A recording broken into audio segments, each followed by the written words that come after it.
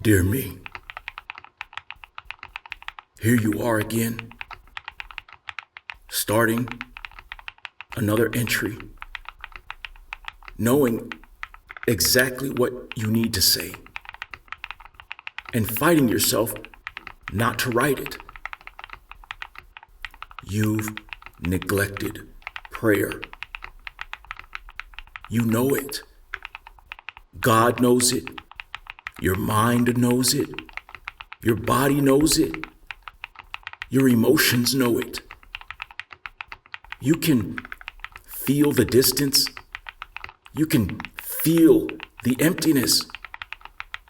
You can feel the anxiety creeping in where peace used to live.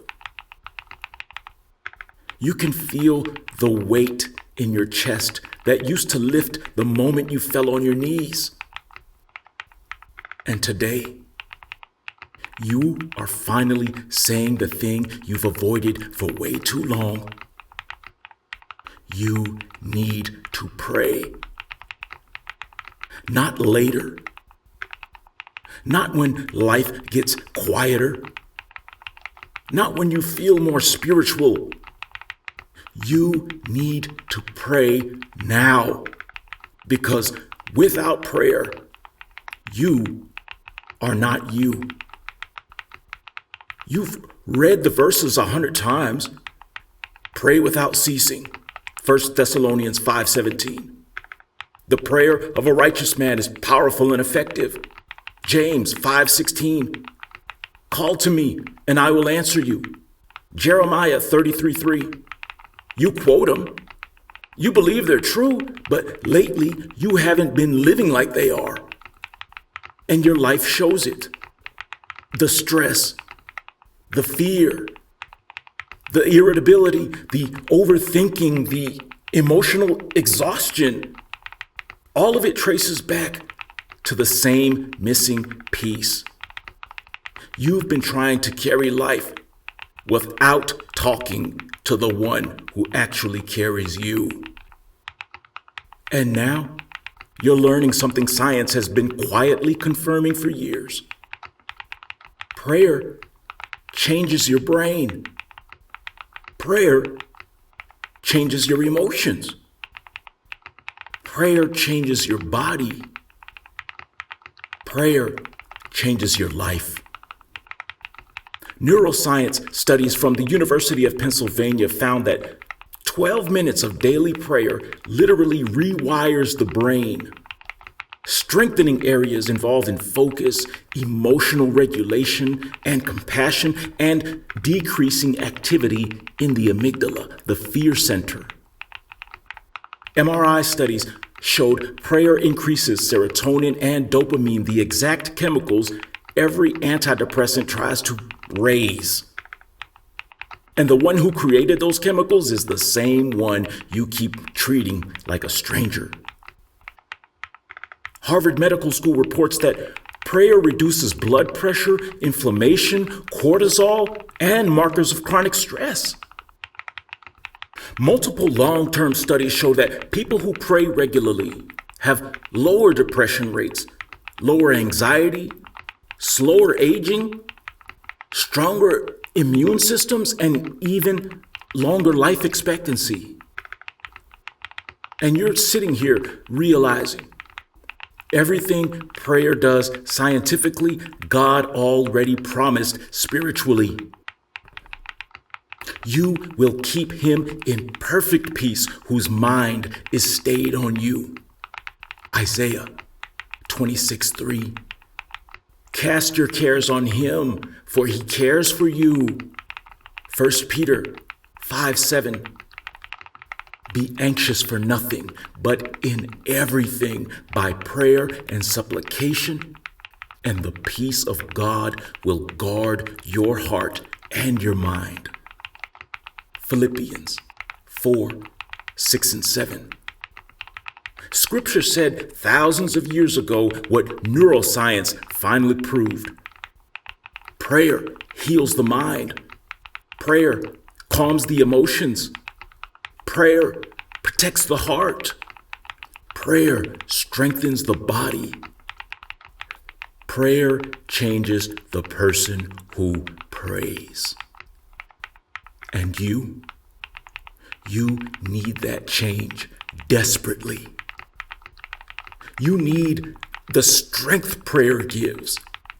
You need the clarity prayer brings. You need the peace prayer restores. You need the intimacy with God you've been living without. Deep down, you know your problems are not too big. They aren't too big. Your prayer life has been too small. You know your anxiety isn't unbeatable. It's just your knees forgot what the floor feels like. You know your emotions aren't uncontrollable. You just haven't been handing them over to God. You know your fears aren't permanent. You've just been trying to battle them without God's presence. Today, you are writing this because you're done pretending that prayer is optional. You're done treating prayer like a backup plan. You're done waiting until life gets messy before you turn to God. You're done trying to fight spiritual battles with natural strength. You're reminding yourself of the truth you've been ignoring. You don't pray because life is calm. You pray because life is impossible without God. You're writing this because you know what happens when you pray. You've lived it before. Your mind slows down, your chest relaxes, your thoughts clear, your heart softens, your fears shrink, your decisions sharpen, your hope returns, your soul breathes again. You've tasted that peace and you want it back. And the beautiful part, God is not angry. He's not distant. He's not disappointed. He's not tired of you. He's waiting with open arms, with a listening ear, with a father's heart, with a promise. Draw near to God, and He will draw near to you. James chapter 4, verse 8. You're not starting from failure. You are starting from grace. So pray. Pray like your life depends on it, because it does. Pray like God listens, because He does. Pray like things will change, because they will. And when you finish writing this entry, look at your own reflection and say, this is the day I stop neglecting prayer and start living in the power God promised me through it. Let's pray. God, you are true. You are loving. You are all powerful. And you are a savior. Prayer is available to me because you make it available. Lord, forgive me for not taking the time to pray and commune with you and fellowship with you the way that you deserve. God, I want to live a life of prayer because you deserve to be prayed to. In Jesus' name, amen.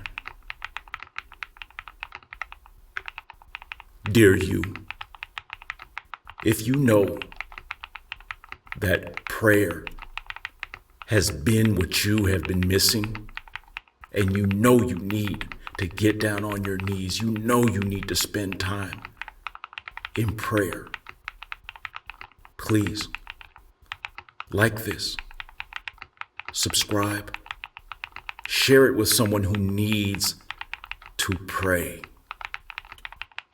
God bless you. The end.